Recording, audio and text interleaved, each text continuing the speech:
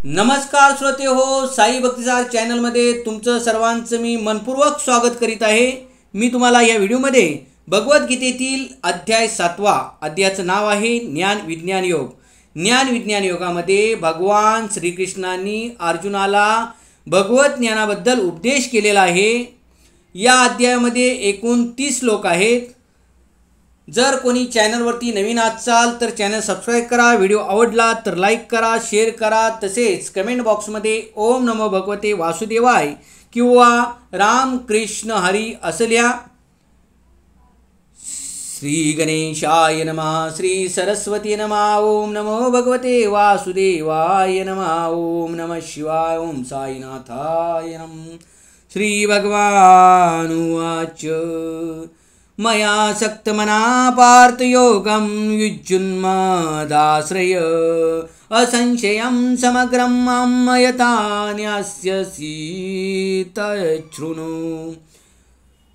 श्री भगवान म्हणाले, हे पार्थ, माझ्या भावनेने पूर्णपणे युक्त होऊन योगाभ्यासाद्वारे माझ्यावर मन आसक्त करून तू मला पूर्णपणे निसंदेह कसा जाणू शकशील ते आता ऐक। तात्पर्य, भगवद्गीतेच्या या 7व्या अध्यायात कृष्ण भावनेच्या स्वरूपाचे पूर्णपणे वर्णन करण्यात आले आहे। श्रीकृष्ण हे समग्र ऐश्वर्याने परिपूर्ण आहेत आणि ते आपले ऐश्वर्य कसे प्रकट करतात ते या ठिकाणी सांगितले आहे।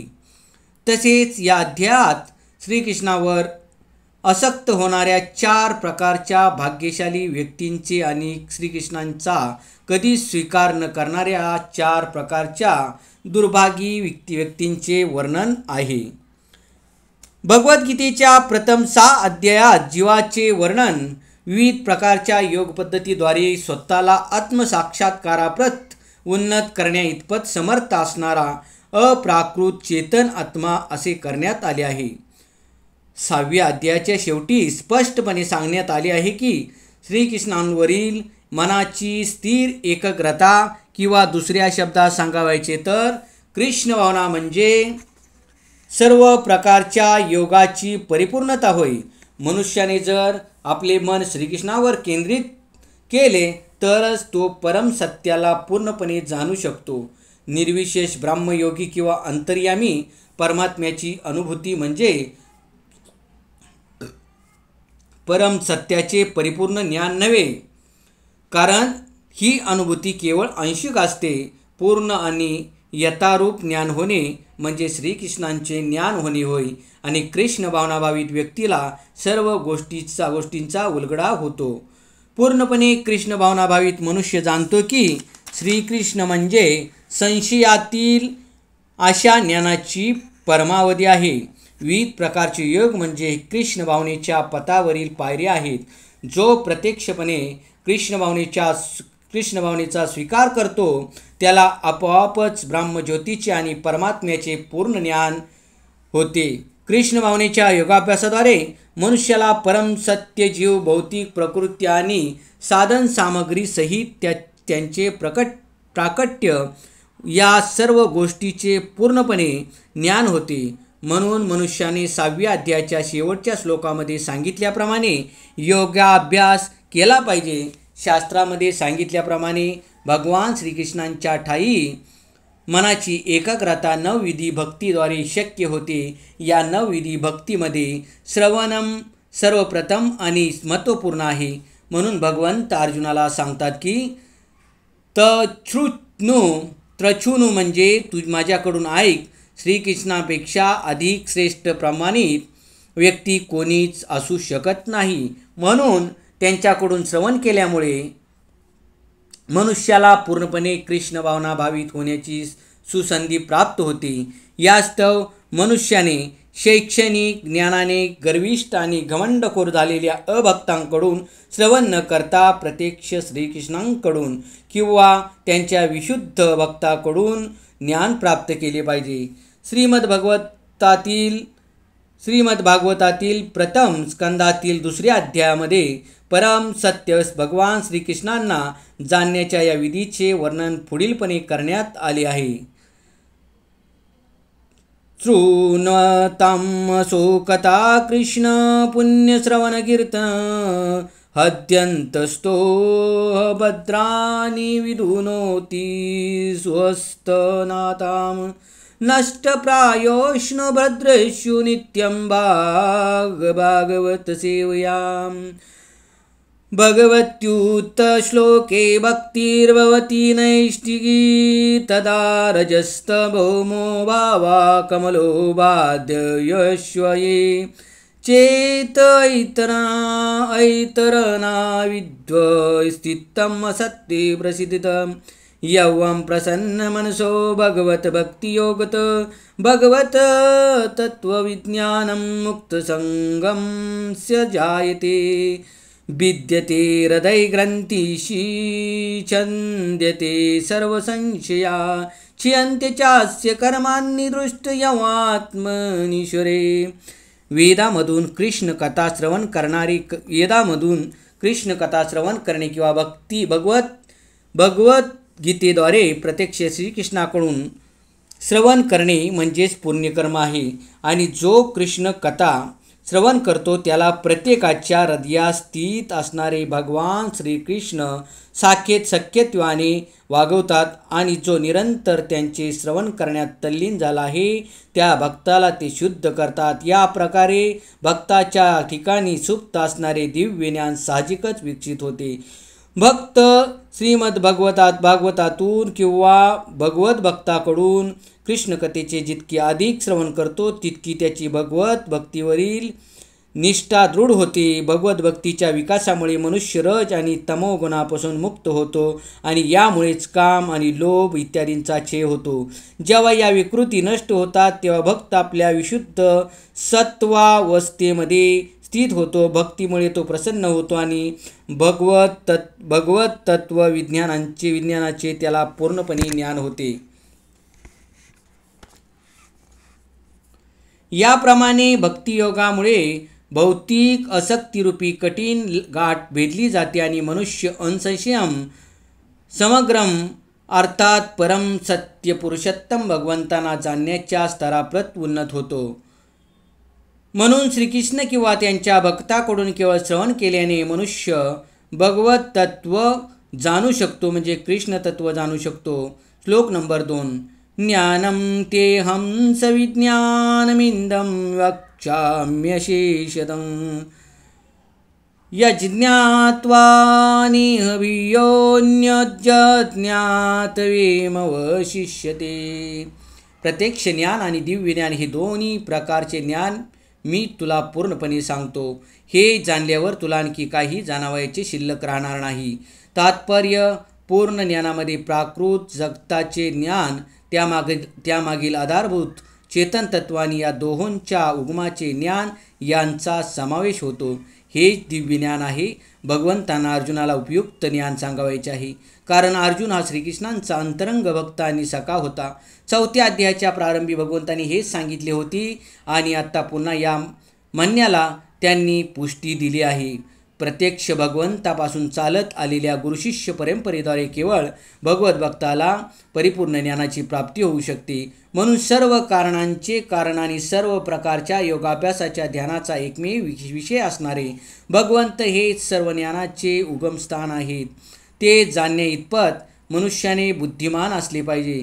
जेव्हा सर्व कारणांचे कारण ज्ञात होते तेव्हा जाणण्यायोग्य सर्व गोष्टी ज्ञात होतात आणि काहीच अज्ञेय राहत नाही. वेद सांगतात कस्मिन् भगवो विज्ञाते सर्वमिदं विज्ञातं भवति.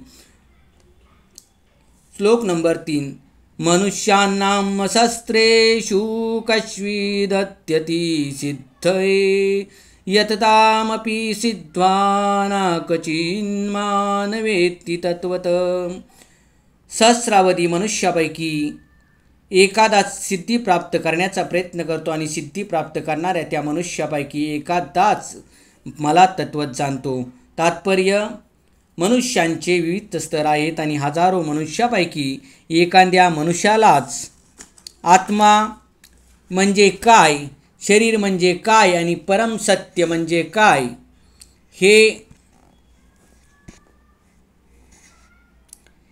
हे जाणणे इतपत दिव्य साक्षात्कारामध्ये स्वारस्य असू शकते. सामान्यतः मानव प्राणी हे केवळ आहार, निद्रा, भय आणि मैथून इत्यादी पशुवृत्तीमध्ये युक्त असतात आणि चुकूनच एखाद्याला दिव्य ज्ञान प्राप्तीमध्ये सारस्य असते. आत्मा, परमात्मा आणि त्यांची सहानुभूती होण्यासाठी ज्ञानयोग, ध्यानयोग इत्यादी योग पद्धती आणि जड व चेतन पदार्थातील भेद या संबंधीचे दिव्य ज्ञान जाणण्याचे उत्सुक असतात. त्या जिज्ञासूसाठी भगवद्गीतेचे पहिले 6 अध्याय आहेत. तथापि केवळ कृष्ण भावनाभावित व्यक्ती श्रीकृष्णांना जाणू शकतात. इतर योग्यांना निर्विशेष ब्रह्माचा साक्षात्कार होऊ शकेल, कारण ब्रह्मानुभूती ही श्रीकृष्णांना जाणण्यापेक्षा सहज सोपी आहे. श्रीकृष्ण हे परमपुरुष आहेत, पण त्याच वेळी ते ब्रह्म आणि परमात्म्याच्या ज्ञानाच्याही पलीकडे आहेत. श्रीकृष्णांना जाणण्याच्या प्रयत्नात योगीजन आणि ज्ञानीजन गोंधळून जातात. निर्विशेष तत्वज्ञानीचे अग्रणी श्रीपाद शंकराचार्य यांनी जरी आपल्या गीता भाष्यामध्ये श्रीकृष्णांचा पुरुषोत्तम भगवान म्हणून स्वीकार केला असला तरी त्यांचे अनुयायी श्रीकृष्णांचा भगवान म्हणून स्वीकार करीत नाहीत, कारण मनुष्याला जरी निर्विशेष ब्रह्माची अनुभूती झाली असली तरी त्याला श्रीकृष्णांना जाणणे अत्यंत कठीण आहे.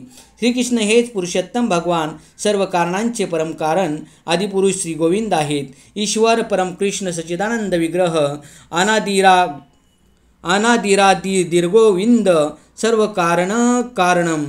अभक्तांना भगवान श्रीकृष्णांचे ज्ञान होणे कठीण आहे. अभक्त जरी म्हणत असले की भक्तिमार्ग हा अत्यंत सोपा आहे, तरी ते भक्तिमार्गाचे आचरण करू शकत नाहीत. अभक्त मनुष्य भक्तिमार्ग सोपा असल्याचा दावा करीत असतील तर मग ते इतर कठीण मार्गाचा अभ्यास का करतात? वस्तुतः भक्तिमार्ग हा इतका सोपा नाही. भक्तीचे ज्ञान नसताना ढोंगी लोकांनी आचरलेली तथाकथित भक्ती ही सोपी असू शकेल, परंतु शास्त्रसंमत विधिविधानानुसार जर भक्तीचे वास्तविकपणे आचरण केले तर तार्किक पंडित आणि तत्वज्ञानी भक्तिमार्गावरून भ्रष्ट होतात. श्रील रूप गोस्वामी भक्ती रसामृत सिंधूमध्ये लिहितात, श्रुती स्मृती पुराणादी पूज्यरात्रविंदी विना ऐकांतिकी हरेर भक्ती रूपाता एव कल्पते. उपनिषद, पुराण, नारद पंचरात्र इत्यादी सारख्या प्रमाणित वैदिक साहित्याची उपेक्षा करून जी भगवत भक्ती केली जाते ती भक्ती म्हणजे समाजामध्ये केवळ व्यर्थ उत्पातच आहे. ब्रह्मानुभूती झालेला निर्विशेष किंवा परमात्म्याचा साक्षात्कार झालेल्या योगी यांना पुरुषोत्तम भगवान श्रीकृष्णांचे ईश्वरानंदन किंवा पार्थसारथी रूप समजू शकत नाही. मोठ्या मोठ्या देवतांना सुद्धा कधीकधी श्रीकृष्णाबद्दल संभ्रम निर्माण होतो. मान तू वेद न क्वश्चन भगवंत सांगतात की मला तत्वत्व कोणीही जाणत नाही, आणि जर कोणी श्रीकृष्णांना जाणत असेल तर महात्मा सुदुर्लभ. असा महात्मा अत्यंत दुर्मिळ आहे. म्हणून जोपर्यंत मनुष्य भगवत भक्तीचा अभ्यास करीत नाही तोपर्यंत श्रीकृष्णांना तत्वत्व जाणू शकत नाही. मग तो मोठा विद्वान असो अथवा तत्वज्ञानी असो, भगवान श्रीकृष्णाची आपल्या भक्तावर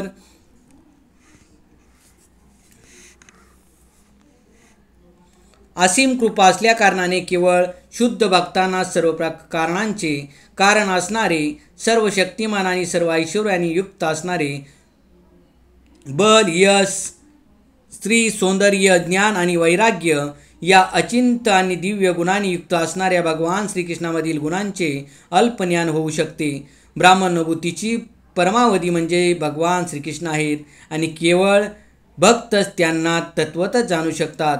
म्हणून भक्त रसामृत सिंधूमध्ये सांगण्यात आले आहे की अत श्रीकृष्णामादी न भवेद ग्राह्यमिंद्रिये सेवोन्मुखे हि जिहादो व स्वयमेव स्फुरत्यद.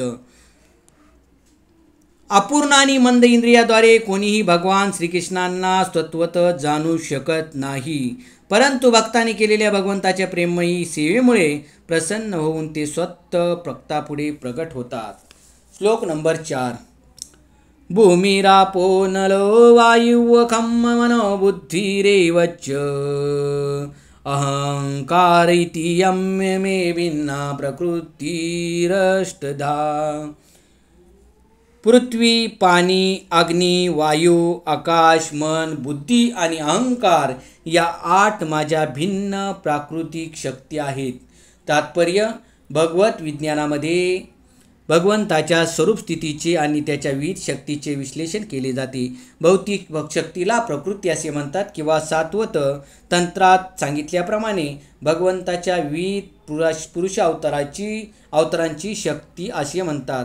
विष्णोस्ति त्रीणि रूपाणि पुरुषाख्यान्नतो विद्धु एकं मतु महत्त स्रष्टो द्वितीयं त्वंड संस्थितं तृतीयं भूतस्थं तानि ज्ञात्वा विमुच्यते.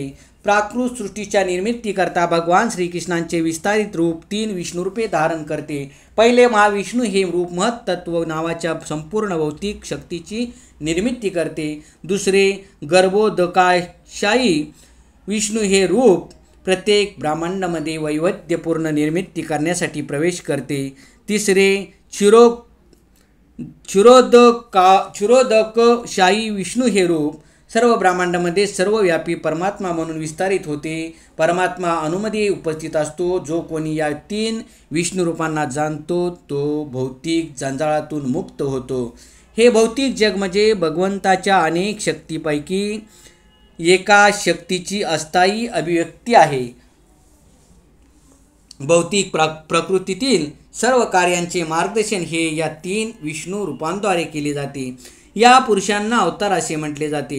सामान्यपणे ज्या मनुष्याला भगवत तत्व ज्ञात नाही त्याला वाटते की हे प्राकृत जग जीवांच्या उपभोगासाठी आहे आणि जीव हेच पुरुष, निर्माते, नियंते आणि भौतिक शक्तीचे भोगते आहेत.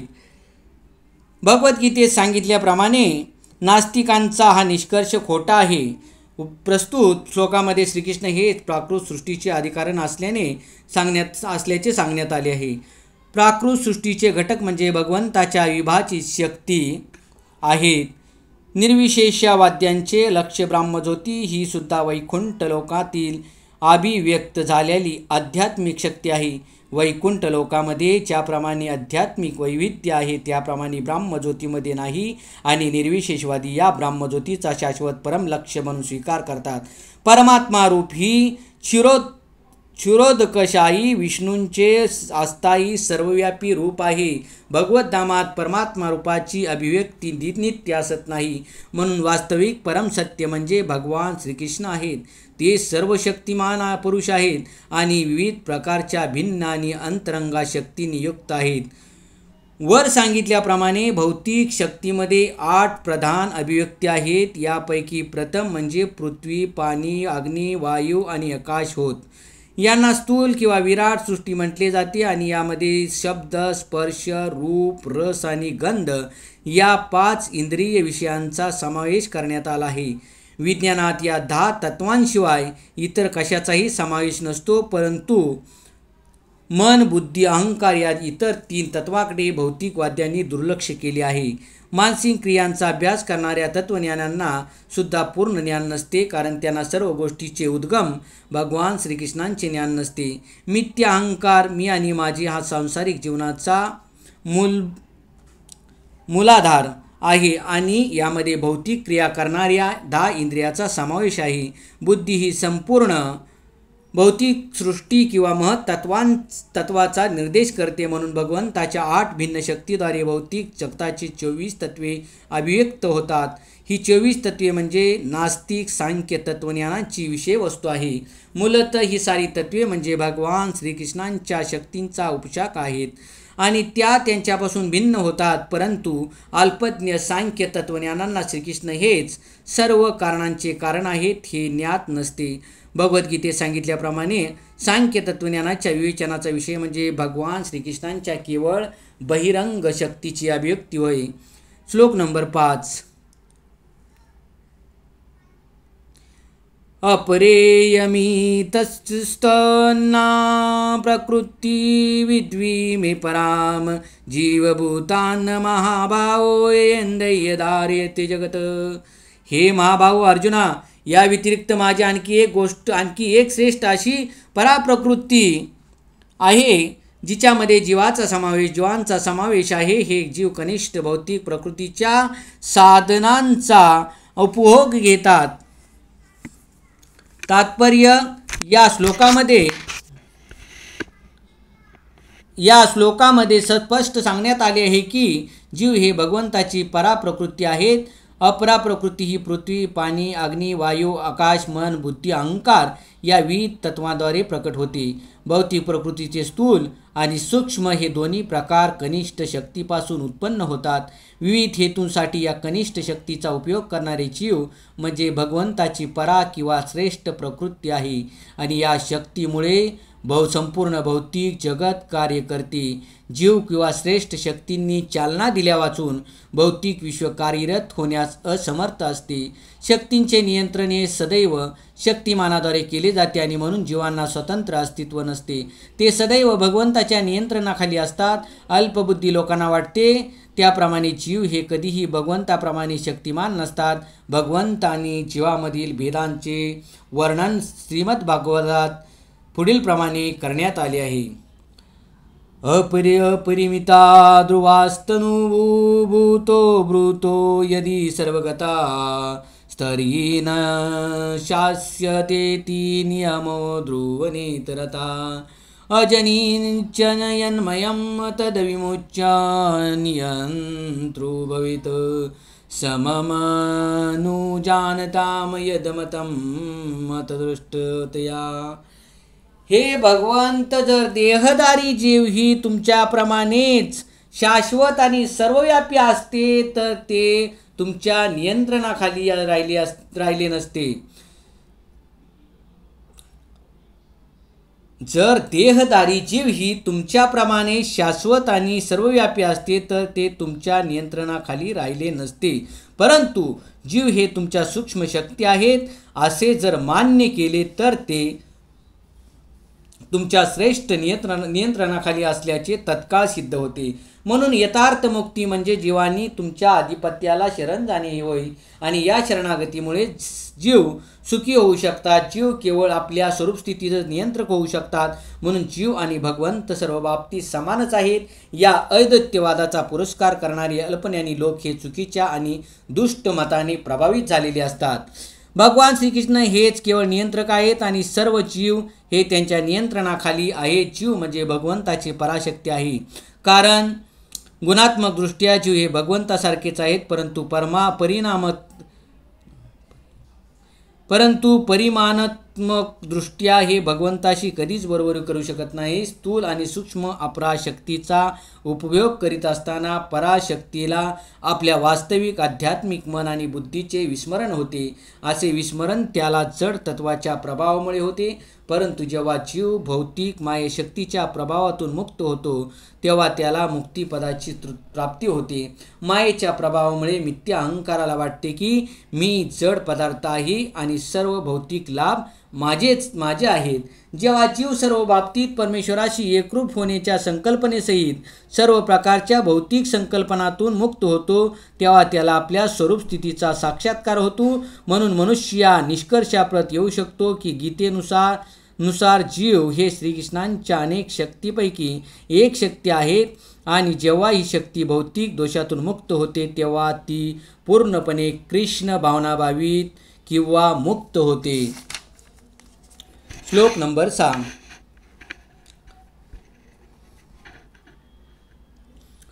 यत दोनिनी भूतानि सर्वान्नित्युपधारय अहम कुत्सन्यस्य जगत प्रभव प्रलयस्तसा. सर्व सृष्ट प्राणीमात्राचा उगम या दोन शक्तीमध्ये होतो. या जगतामध्ये जे काही भौतिक आणि आध्यात्मिक आहे त्याचा उत्पत्तीकर्ता आणि प्रलयकर्ता ही मीच आहे हे निश्चितपणे जाण. तात्पर्य अस्तित्वातील प्रत्येक वस्तू, हे भगवान श्रीकृष्ण म्हणतात, तर अस्तित्वातील प्रत्येक वस्तू म्हणजे जड आणि चेतन तत्वाची निर्मिती आहे. चैतन्य हे सृष्टीचे मूळ आहे आणि पदार्थाची निर्मिती चैतन्यामुळे होते. भौतिक विकासाच्या विशिष्ट अवस्थेत चैतन्याची निर्मिती होत नसते. या उलट हे भौतिक जग केवळ चेतन शक्तीच्या आधाराने अभियुक्त झाले आहे. या भौतिक देहाचा विकास देहामधील चेतन शक्तीच्या उपस्थितीमुळे होतो. लहान मुले बालपणापासून कौमारी अवस्थेत आणि कौमारी अवस्थेतून तारुण्य अवस्थेत जाते, कारण त्या ठिकाणी पराशक्ती अर्थात जीवात्मा उपस्थित असतो. त्याचप्रमाणे विराट विश्वाच्या संपूर्ण सृष्टीचा विकास परमात्मा श्री विष्णू यांच्या उपस्थितीमुळे होतो. म्हणून या विराट विश्वाच्या निर्मितीकरता एकत्रित येणाऱ्या जड आणि चेतन शक्ती या मूलत भगवंताच्या दोन शक्ती आहेत आणि म्हणून भगवंत हे सर्व गोष्टीचे मूळ कारण आहेत.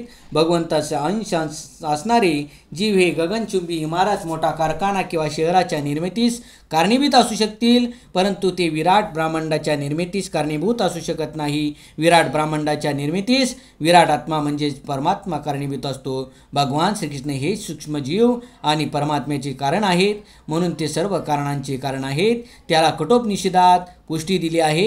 नित्यो नित्यानाम चेतन श्वेत नानाम. श्लोक नंबर 7. मत्त परतरम नान्यत किंचिदस्ति धनंजय मयि सर्वमिदं प्रोक्तं सूत्रे मणिगणाइव. हे धनंजया, भगवान श्रीकृष्ण म्हणतात, हे धनंजया, माझ्याकडून श्रेष्ठ असे दुसरे कोणतेही तत्व नाही. दोऱ्यात ओवलेल्या मण्याप्रमाणे सर्व काही माझ्यामध्ये आश्रित आहे. तात्पर्य परमसत्य साकार आहे की निराकार या विषयावर नेहमीच वाद घातला जातो. भगवद्गीतेनुसार परमसत्य म्हणजे भगवान श्रीकृष्ण आहेत आणि याला गीतेत पदोपदी पुष्टी मिळाली आहे. विशेषतः या श्लोकात परमसत्य हे पुरुष असल्याचे निक्षून सांगण्यात आले आहे. परमसत्य म्हणजे पुरुषोत्तम श्री भगवान आहेत हे ब्राह्मसंहितेत निश्चितपणे सांगण्यात आले आहे. ईश्वर परम कृष्ण सच्चिदानंद विग्रह अर्थात श्रीकृष्ण हेच परमसत्य पुरुषोत्तम श्री भगवान आहेत. श्रीकृष्ण हेच आदिपुरुष, सर्व रसांचे राजा, श्री गोविंद आणि सच्चिदानंद रूप आहेत. या प्रमाणावरून निर्विवादपणे सिद्ध होते की परमसत्य म्हणजे सर्व कारणांचे कारण परमपुरुष आहेत. तरीही निर्विशेषवादी श्वेताश्वतरोपनिषदात सांगितलेल्या प्रमाणावरून वाद घालतात. ततो यदुत्तरतरम तदरूपमनामयम ये यद्विदूरमृतास्ते भवन्त्यथेतरे दुःखमेवाप्यन्ति. भौतिक जगतातील आदिजीव ब्रह्मदेवाला देवदेवता, मनुष्य, प्राणी आणि पशु यांच्यामध्ये सर्वश्रेष्ठ मानले जाते. परंतु ब्रह्मदेवाच्याही अतीत परतत्व आहे आणि या परतत्वाला प्राकृत स्वरूप नाही आणि ते सर्व भौतिक विचारापासून मुक्त आहे. जे कोणी परतत्वाला जाणू शकतात ते दिव्य होतात, परंतु जे त्याला जाणत नाहीत ते भौतिक जगातील दुःखे भोगतात. निर्विशेषवादी अरूपम या शब्दावर अधिक जोर देतात, परंतु अरूपम म्हणजे निराकार नव्हे, तर वर उल्लेख केलेल्या ब्रह्मसंहितेतील श्लोकानुसार अरूपम हा शब्द सच्चिदानंद रूप दाखवतो. श्वेताश्वतरो निषदातील इतर श्लोकामध्ये याच विधानाला पुढीलपणे पुष्टी देण्यात आली आहे. वेदाहमेतं पुरुषं महान्तमादित्यवर्णतमस परस्तात् तमेव विद्वानति मृत्युमेति नान्यपन्था विद्यते अयनाय. यस्मान्तपरं नापरमस्ति किञ्चिदयस्मान्नान्यो नो जायोस्ति किञ्चित् वृक्षयो युव स्तब्धो दिवि तिष्ठते कस्तेनेन्दं पूर्णपुरुषं सर्वं. भौतिक कल्पनारूपी अंधाराच्या अतीत असणाऱ्या पुरुषोत्तम भगवंतांना मी जाणतो. जो त्यांना जाणतो तोच केवळ जन्म मृत्यूच्या बंधनातून मुक्त होतो. त्या परमपुरुष भगवंताच्या या ज्ञाना वाचून मुक्तीचा इतर कोणताही मार्ग नाही. भगवंत हे परमपुरुष असल्यामुळे त्यांच्याहून श्रेष्ठ असे इतर कोणतेही तत्व नाही. ते सूक्ष्मतम अणुपेक्षाही सूक्ष्म आणि महत्तम तत्वापेक्षाही महान आहेत. ते एका वृक्षाप्रमाणे स्तब्ध आहेत. ते परम ओम्याला प्रकाशित करतात आणि ज्याप्रमाणे वृक्ष आपली मुळे पसरवतो त्याप्रमाणे ते आपल्या विविध शक्तीचा विस्तार करतात. या श्लोकावर निष्कर्ष निघतो की परमसत्य म्हणजे पुरुषोत्तम भगवान आहेत आणि आपल्या विविध परा आणि अपराशक्तीमध्ये ते सर्व व्यापक आहेत. श्लोक नंबर 8. रसोमप्सु कौन्तेय प्रभास्मि शस्यु सूर्ययो प्रणव सर्वविदुष्य शब्दके पौरुषं मनुषु.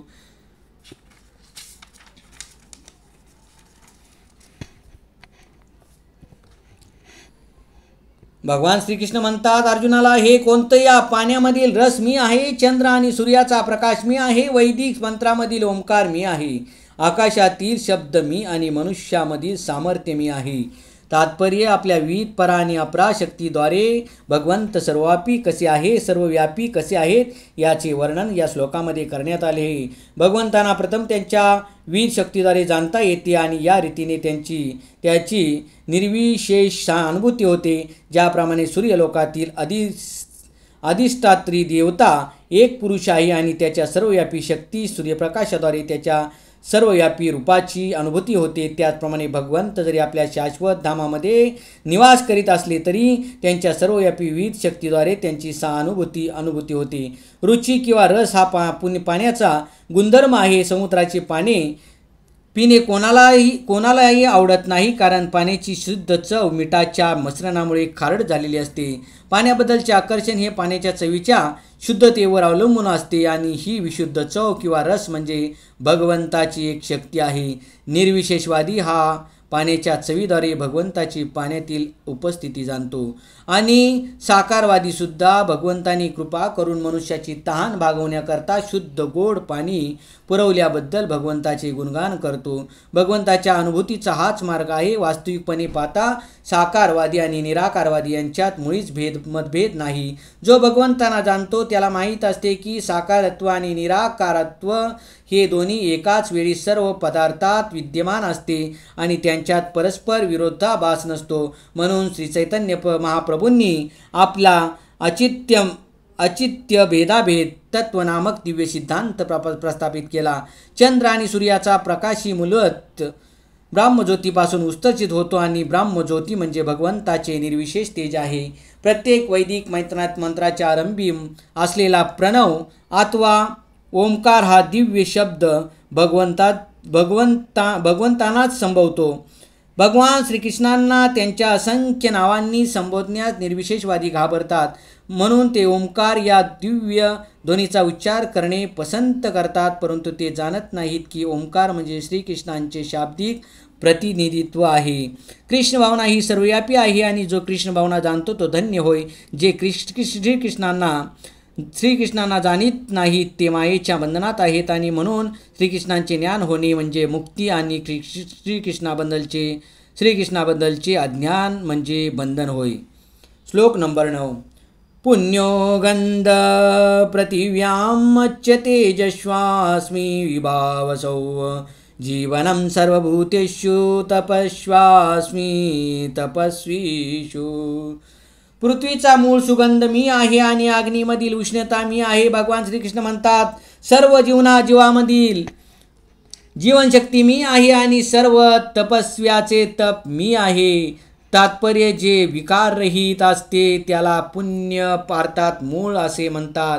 भौतिक जगतातील प्रत्येक वस्तूला विशिष्ट रस किंवा गंध असतो. उदाहरणार्थ वायू, अग्नी, पाणी, पृथ्वी किंवा फुलामध्ये रस आणि गंध असतो. निर्दोष मूळचा गंध जो सर्वत्र व्याप्त झालेला असतो तो गंध म्हणजे श्रीकृष्णच आहेत.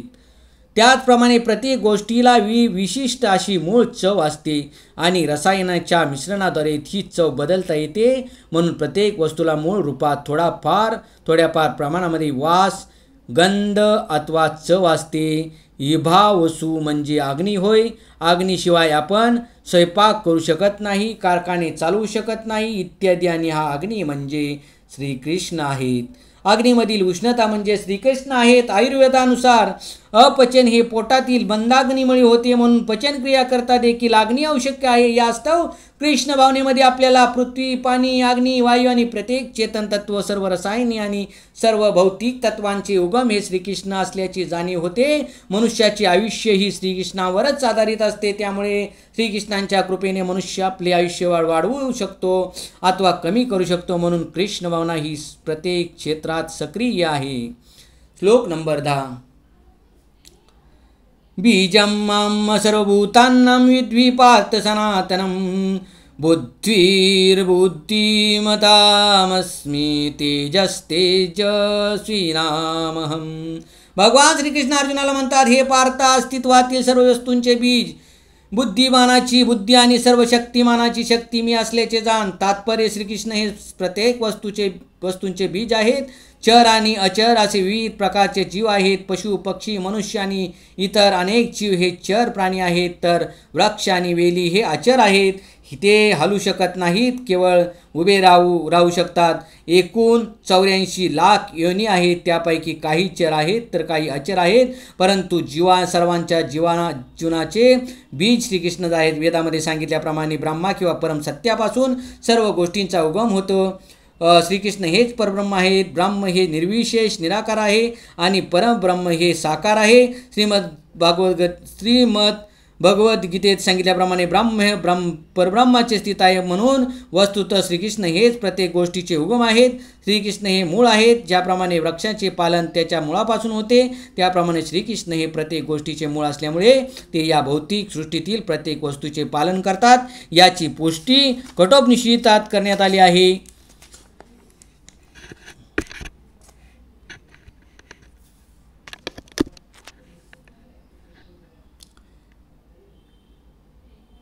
नित्यो नित्यानां चेतनचेतनानां एको बहुनायो विद्धाति कामान्. ते सर्व शाश्वत गोष्टीपेक्षा शाश्वत आहेत. ते सर्व जीवामधील श्रेष्ठ जीव आहेत आणि केवळ तेच सर्व जीवांचे पालन करतात. मनुष्य बुद्धीशिवाय काहीही करू शकत नाही.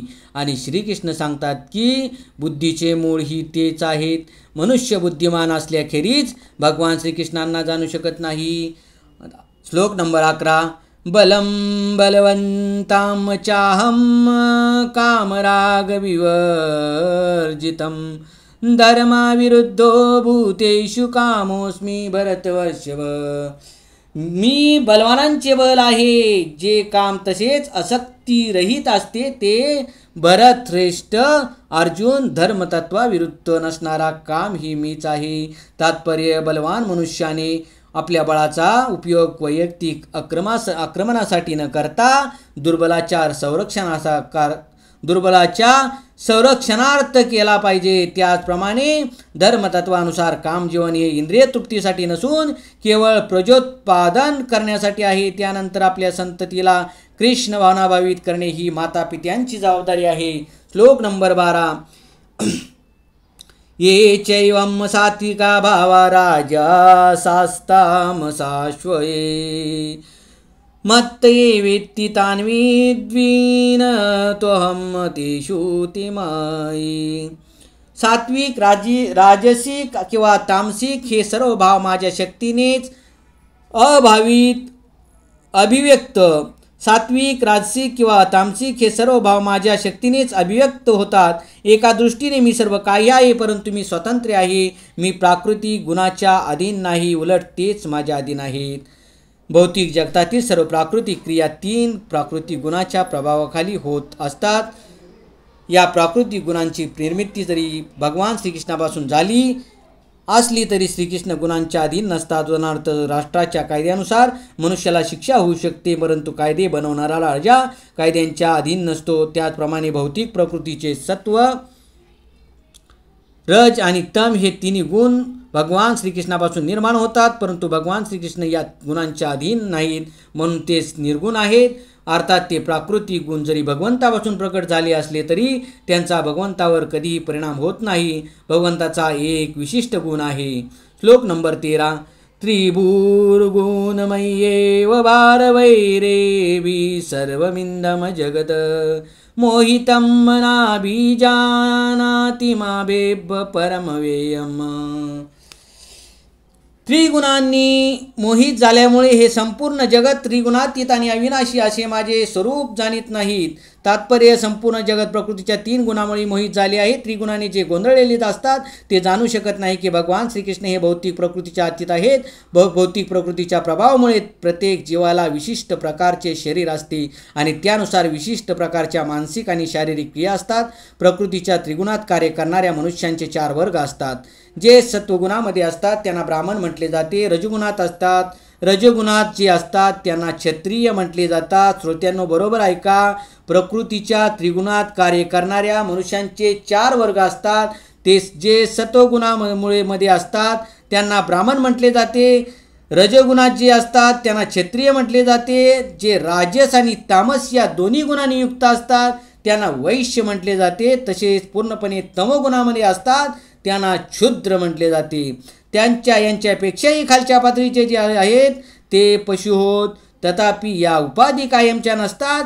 मनुष्य, ब्राह्मण, क्षत्रिय, वैश्य अथवा इतर काही असला तरी त्याचे जीवन हे अनित्यच असते. परंतु जरी हे जीवन अनित्य असले आणि पुढील जन्मी आपण कोण होणार आहोत याची आपल्याला माहिती नसली तरी मायाशक्तीच्या प्रभावामुळे आपण स्वतःला भौतिक शरीरच आहोत असे समजतो. म्हणून आपल्याला वाटते की आपण अमेरिकन, भारतीय, रशियन किंवा ब्राह्मण, हिंदू, मुस्लिम इत्यादी आहोत. जर आपण त्रिगुणांच्या जंजाळामध्ये अडकलो तर या गुणाचा सूत्रधार असणाऱ्या पुरुषोत्तम भगवंताचे आपल्याला विस्मरण होते. म्हणून भगवान श्रीकृष्ण म्हणतात की त्रिगुणांनी मोहित झालेले जीव जाणीत नाहीत की या भौतिक सृष्टीचा आधार पुरुषोत्तम भगवान आहेत. मनुष्य, देव, देवता, पशु इत्यादी जीवांचे निरनिराळे प्रकार आहेत आणि त्यापैकी प्रत्येकजण भौतिक प्रकृतीच्या प्रभावाखाली कार्य करीत असतो आणि त्या सर्वांना पुरुषोत्तम भगवंताचे विस्मरण झालेले असते. जे रजोगुणी, तमोगुणी आणि सत्वगुणी आहेत ते सुद्धा परम सत्याच्या निर्विशेष ब्रह्मज्योतीच्या पलीकडे जाऊ शकत नाहीत. संपूर्ण सौंदर्य, श्री, ज्ञान, बल, यश आणि वैराग्याने युक्त असे भगवंताचे साकार रूप पाहिल्यावर ते गोंधळून जातात. जर सत्वगुणी सुद्धा भगवंतांना जाणू शकत नाहीत तर रजोगुणी आणि तमोगुणी लोकांची व्यथा काय सांगावी. कृष्ण भावना ही त्रिगुणाच्या अतीत आहे आणि जर खरोखरच कृष्ण भावनेमध्ये स्थित आहेत ते वास्तविकपणे मुक्त आहेत. श्लोक नंबर 14. दैवी ओषा गुणमयी मम वा माया दुरत्तया मामे वये प्रबद्धते माया मेताम तरंती ते. 3 प्राकृतिक गुणांनी युक्त असलेली माझी दैवी मायाशक्ती ही अतिशय दुस्तर आहे. परंतु जे मला शरण आले आहेत ते मायेला सहजपणे तरून पलीकडे नेतात. तात्पर्य, भगवंताच्या असंख्य शक्ती आहेत आणि या सर्व दिव्य शक्ती या सर्व दिव्य आहेत. जीव हे भगवंताच्या शक्तीचे अंश असल्यामुळे जरी दिव्य असले तरी भौतिक शक्तीशी झालेल्या संयोगाने त्यांची मूळ पराशक्ती आच्छादित झालेली असते. याप्रमाणे मायेशक्तीमुळे प्रभावित झाल्यामुळे मायेच्या प्रभावातून पार पडणे सहसा शक्य होत नाही. पूर्वी सांगितल्याप्रमाणे परा आणि अपरा प्रकृतीचा उगम भगवंतापासून झाल्यामुळे या दोन्ही प्रकृती नित्य आहेत. जीव म्हणजे भगवंताची शाश्वत पराप्रकृती आहे. परंतु भौतिक प्रकृतीच्या संयोगामुळे विकार उत्पन्न झाल्याने त्याचा मोह ही शाश्वत नसतो. म्हणून बद्ध जीवाला नित्यबद्ध असे म्हटले जाते. भौतिक प्रकृतीच्या इतिहासात जीव कोणत्या विशिष्ट काळी बद्ध झाला हे कोणीही जाणू शकत नाही. म्हणून अपरा प्रकृती जरी कनिष्ठ असली तरी अपरा प्रकृतीच्या तावडीतून जीवाची सुटका होणे अत्यंत कठीण आहे. कारण भौतिक शक्तीचे नियंत्रण भगवंताच्या इच्छेनुसार होत असल्यामुळे जीव हा भगवंताच्या इच्छाशक्तीवर वर्चस्व प्राप्त करू शकत नाहीत. कनिष्ठ अपरा प्रकृतीला या श्लोकामध्ये दिव्य असे म्हणण्यात आले आहे कारण तिचा संबंध भगवंताशी असतो आणि तिचे कार्य भगवंताच्या दिव्य इच्छेनुसार होते. अपरा प्रकृती जरी कनिष्ठ असली तरी तिचे नियंत्रण दैवी इच्छेमुळे होत असल्याकारणाने सृष्टीच्या उत्पत्ती आणि प्रलयाचे कार्य तो अत्यंत आश्चर्यकाररित्या करते. वेदामध्ये त्याला पुढील प्रमाणे पुष्टी देण्यात आली आहे. माया मतु प्रकृती विद्यान्मायीनम तू महेश्वरम. माया जरी मिथ्या आणि अनित्य असली तरी तिचे सूत्रधार हे परम नियंत्रक पुरुषोत्तम भगवान महेश्वर आहेत. गुण शब्दाचा आणखी एक अर्थ दोर असा आहे. यावरून जाणले पाहिजे की बद्ध जीव ह्या मायारूपी दोरखंडांनी जकडून बांधला गेला आहे. हात आणि पाय बांधण्यात आलेला मनुष्य स्वतःला मोकळा करू शकत नाही. त्याला सुटण्यासाठी बंधमुक्त मनुष्याचे सहाय्य घेणे जरुरीचे असते. एक बद्ध जीव दुसऱ्या बद्ध जीवाची सुटका करू शकत नसल्यामुळे सुटका करणारा मनुष्य मुक्त असणे आवश्यक आहे. म्हणून केवळ भगवान श्रीकृष्ण किंवा त्यांचे प्रामाणिक प्रतिनिधी आध्यात्मिक गुरुच बद्ध जीवाची मुक्तता करू शकतात.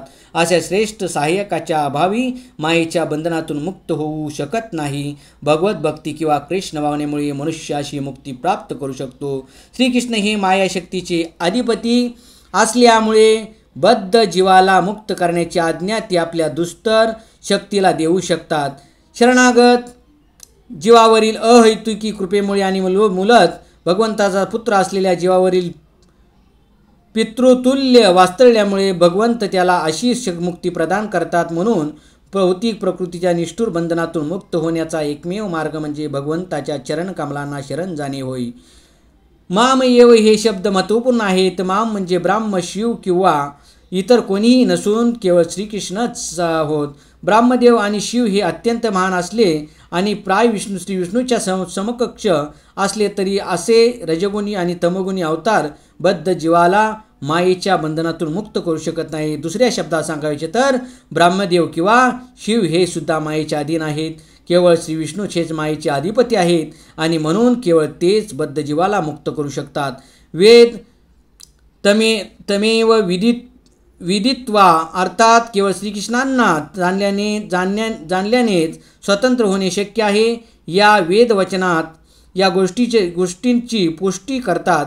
भगवान शंकर पुन्हा स्पष्टपणे सांगतात की केवळ श्री विष्णूच्या कृपेनेच मुक्ती प्रदान होऊ शकते. शंकर म्हणतात की मुक्तिप्रदाता सर्वेश्या विष्णुरेव न संशय. सर्वांना मुक्ती प्रदान करणारे केवळ श्री विष्णूच आहेत, यात मुळीच संशय नाही. श्लोक नंबर 15. न मान दुष्कृती न मुडा प्रपद्यते नराधमा मायया पतज्ञानासुरम भावमश्रिता.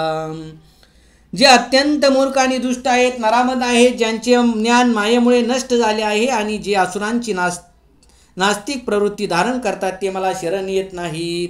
भगवान श्रीकृष्ण काय म्हणतात? तात्पर्य श्रीमद भगवद्गीतेत सांगण्यात आले आहे की केवळ भगवान श्रीकृष्णांच्या चरणकमलाला शरण गेल्यानेच मनुष्य भौतिक प्रकृतीच्या कठोर नियमातून पार होऊ शकतो. या ठिकाणी असा एक प्रश्न उद्भवतो की जर असे असेल तर सुशिक्षित तत्वज्ञानी वैज्ञानिक व्यावसायिक राज्यकर्ते आणि सामान्य लोकांचे पुढारी हे सर्व शक्तिमान भगवान श्रीकृष्णाच्या चरणकमलाला शरण का जात नाहीत?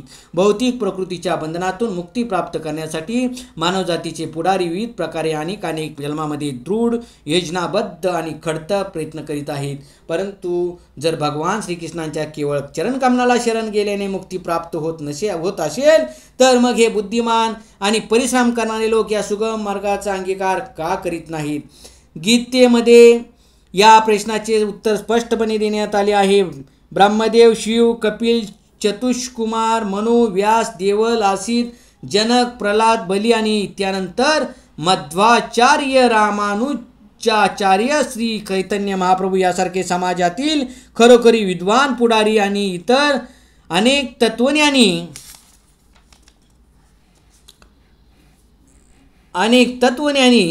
राजकारणी, आचार्य, वैज्ञानिक इत्यादी सर्व शक्तिमान भगवंताच्या चरणकमलांना शरण गेले आहेत. हे जे भोंदू आणि डोंगे आहेत व भौतिक लाभ प्राप्ती करता पण वैज्ञानिक तत्वज्ञानी शिक्षक शासक इत्यादी असल्याचे दर्शवतात ते भगवत भक्तीचा मार्ग स्वीकारित नाहीत. त्यांना भगवंताबद्दल मुळीच कल्पना नसते. ते स्वतःच आपल्या सांसारिक योजना बनवतात आणि म्हणून भौतिक जीवनातील समस्या सोडवण्याच्या निष्फळ प्रयत्नात त्यांच्या समस्या अधिकच जटिल बनतात. परंतु प्रकृती यात इतकी शक्तिशाली आहे की ती नास्तिकांच्या अनाधिकृत योजनांचा प्रतिकार करू शकते आणि युगांच्या योजना उधळून लावू शकते. या श्लोकामध्ये नास्तिकांचे वर्णन दुष्कृतीन किंवा दुष्ट या शब्दात करण्यात आले आहे. ज्याने पुण्यकर्म केले आहे त्याला कृती असे म्हटले जाते. विविध योजना करणारे नास्तिकी कधीकधी अत्यंत बुद्धिमान आणि पुण्यात्मी असतात. कारण कोणतीही प्रचंड चांगली अथवा वाईट योजना असो ती प्रत्यक्षात आणण्यासाठी बुद्धीची आवश्यकता ही असतेच, परंतु भगवंताच्या योजनांना विरोध करण्यासाठी नास्तिक आपल्या बुद्धीचा उपयोग करीत असल्यामुळे अशा नास्तिक आयोजकांना दुष्कृती असे म्हटले जाते. दुष्कृती हा शब्द दर्शवतो की नास्तिकांची बुद्धी आणि प्रयत्न हे चुकीच्या दिशेने होत आहेत. गीतेमध्ये स्पष्ट सांगण्यात आले आहे की भौतिक शक्ती हे पूर्णपणे भगवंताच्या मार्गदर्शनाखाली कार्य करते. प्रकृतीला स्वतंत्र अधिकार नसतात. ज्याप्रमाणे एखाद्या पदार्थाच्या हालचालीनुसार त्या पदार्थाची छाया हालचाल करते, त्याचप्रमाणे भौतिक शक्ती कार्य करते,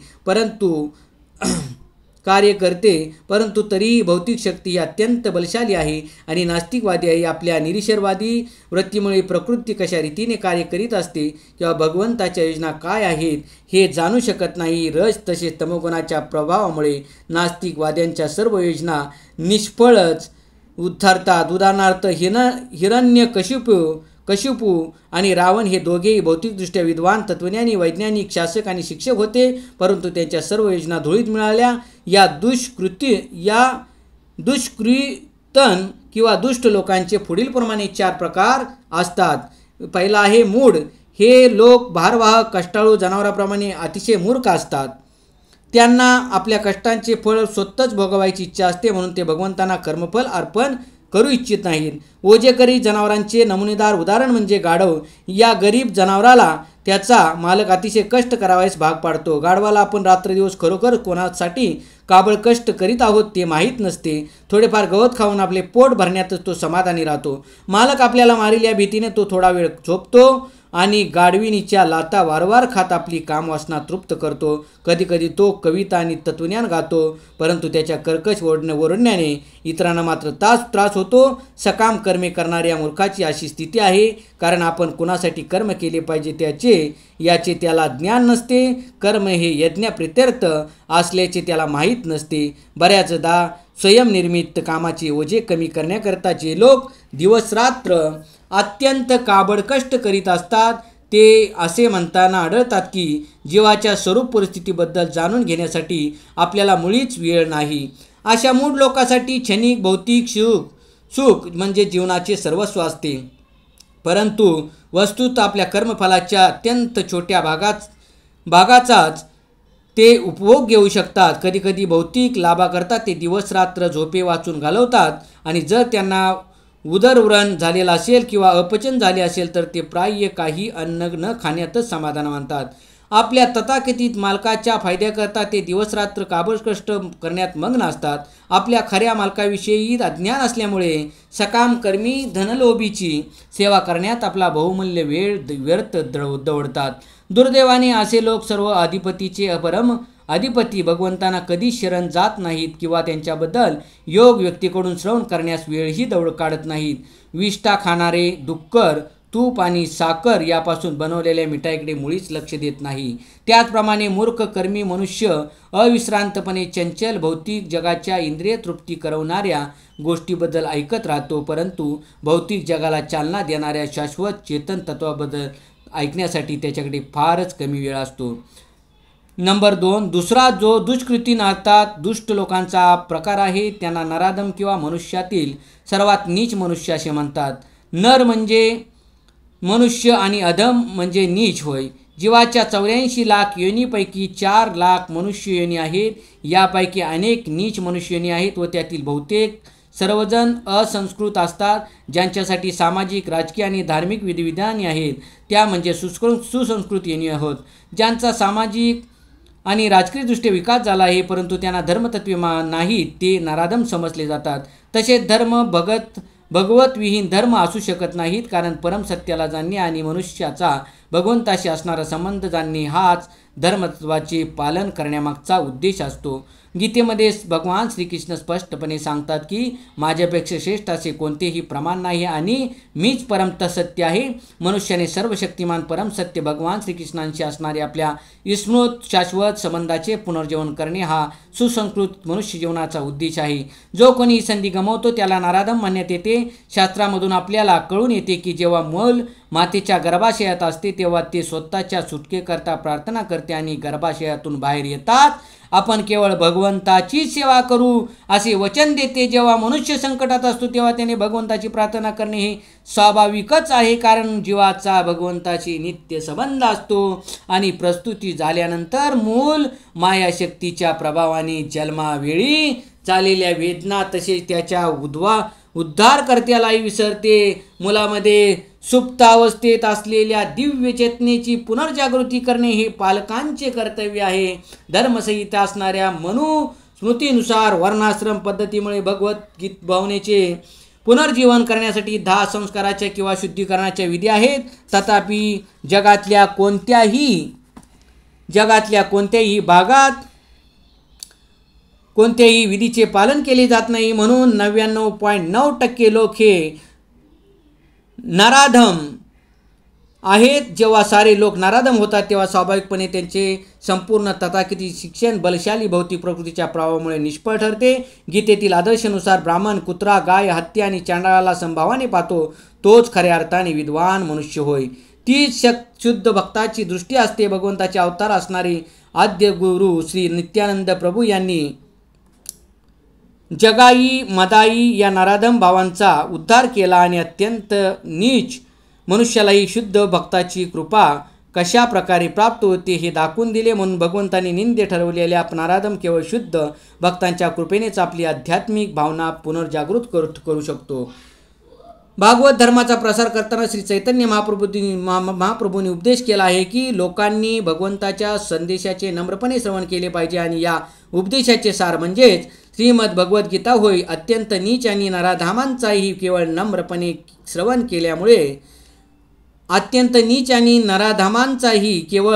नम्रपणे श्रवण केल्यामुळे उद्धार होऊ शकतो, परंतु दुर्दैवाने ते या उपदेशाचे श्रवण करणेही नाकारतात. तेव्हा भगवंताच्या इच्छेला शरण जाणे तर दूरच राहिले. या प्रकारे हे नराधम मानवाच्या प्रमुख कर्तव्याची पूर्णपणे उपेक्षा करतात. तीन नंबरचा दुष्कृती लोकाचा पुढील प्रकार म्हणजे मय्यापद्यत ज्ञाना होय. अशा लोकांचे प्रगाढ ज्ञान मायाशक्तीच्या प्रभावामुळे व्यर्थ झालेले असते. हे लोकप्राय अत्यंत विद्वान म्हणजे मोठमोठे तत्वज्ञानी कवी, साहित्यिक, वैज्ञानिक इत्यादी असतात, परंतु माया त्याची दिशाभूल करते म्हणून ते भगवंताची अवज्ञा करतात. सद्यस्थितीत मय्यापद्यत ज्ञाना असे पुष्कळ लोक गीतेच्या अभ्यासक पंडितांमध्ये सुद्धा आहेत. गीतेमध्ये सरळ आणि सोप्या भाषेत सांगण्यात आले आहे की श्रीकृष्ण हे पुरुषोत्तम श्री भगवान आहेत. त्यांच्याबरोबरचा किंवा त्यांच्या श्रेष्ठ असा कोणीही नाही. भगवंत हे सर्व मनुष्य प्राण्यांच्या जन्मदात्या ब्रह्मदेवाचेही पिता आहेत. श्रीकृष्ण हे केवळ ब्रह्मदेवाचेच पिता आहे असे नाही, तर ते सर्व योनीचे बीजधारक पिता आहेत. निर्विशेष ब्रह्मज्योतीचा उगम त्यांच्यापासून होतो आणि सर्व जीव अंतर्यामी असणारे परमात्मा ही त्यांचीच विस्तारित रूपे आहेत. भगवंत सर्व पदार्थाचे मूलस्रोत आहेत आणि म्हणून प्रत्येकाने त्यांच्या चरण कमलांना शरण गेले पाहिजे असे स्पष्ट आदेश असतानाही मय्यापद्यत ज्ञाना लोक भगवंताचा अवमान करतात आणि भगवंत हे केवळ एक सामान्य मनुष्य आहेत असे समजतात. ते जाणत नाहीत की हा भाग्यशाली मनुष्य देह भगवंताच्या शाश्वत आणि दिव्य स्वरूपाला अनुसरून रचलेला आहे. मय्यापद्यत ज्ञाना लोकांनी केलेली गीतेवरील परंपरारहित अनाधिकृत भाष्य म्हणजे आध्यात्मिक मार्गावरील अनेक अडथळेच आहेत. हे भ्रांत भाष्यकार श्रीकृष्णांना शरण जात नाहीत किंवा ती इतरांनाही शरण जाण्यास शिकवित नाहीत. दुष्कृती लोकांचे 4 नंबर प्रकार. दुष्कृती लोकांचा 4था आणि शेवटचा प्रकार म्हणजे असुरम भावम असरिता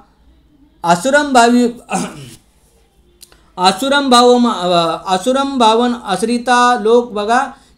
असुरम भावम असरिता किंवा आसुरी वृत्तीचे लोक. आसुरी वृत्तीच्या लोकांचा स्वभाव बघा. हे लोक उघडपणे नास्तिकवादाचा पुरस्कार करतात. त्यांच्यापैकी काही जण असा युक्तिवाद करतात की भगवंत या भौतिक जगतात कधीही अवतीर्ण होऊ शकत नाहीत. परंतु भगवंत का अवतीर्ण होऊ शकत नाही याचे ठोस प्रमाण ते देऊ शकत नाहीत. त्यांच्यापैकीच इतर भगवंत हे निर्विशेष ब्रह्मज्योतीकडून गौण नाहीत असे मानतात. पण गीतेत तर या उलट सांगण्यात आले आहे. नास्तिकवादी हे भगवंताचा द्वेष करीत असल्याने अनेक तथाकथित काल्पनिक अवतारांना ते प्रस्तुत करतात. भगवंताचा तिरस्कार करणे हेच अशा लोकांच्या जीवनाचे ध्येय असल्याने ते श्रीकृष्णांच्या चरणकमलांचा आश्रय घेऊ शकत नाहीत. दक्षिण भारतातील महान संत यमुनाचार्य अलबंदरू म्हणतात की हे भगवन तुमचे गुण रूप आणि लीला दिव्य आहेत. शास्त्रामध्ये सांगितल्याप्रमाणे तुम्ही विशुद्ध सत्वगुणामध्ये स्थित आहात. दिव्य ज्ञानाचे संपूर्ण ज्ञान असणारे आणि दैवी गुणांनी युक्त असलेल्या महान प्रमाणित आचार्याने तुमचे श्रेष्ठत्व मान्य केले आहे. पण तरीही जे नास्तिकवादी लोक आहेत त्यांच्यासाठी तुम्ही अज्ञातच आहात. म्हणून वर उल्लेख केल्याप्रमाणे 1 मूढ, 2 नराधम, 3 भ्रमित तर्कवादी आणि 4 नास्तिकवादी हे लोक सर्व शास्त्रांची व आचार्याची संमती असली तरीसुद्धा भगवंताच्या चरणकमलांना शरण जात नाही.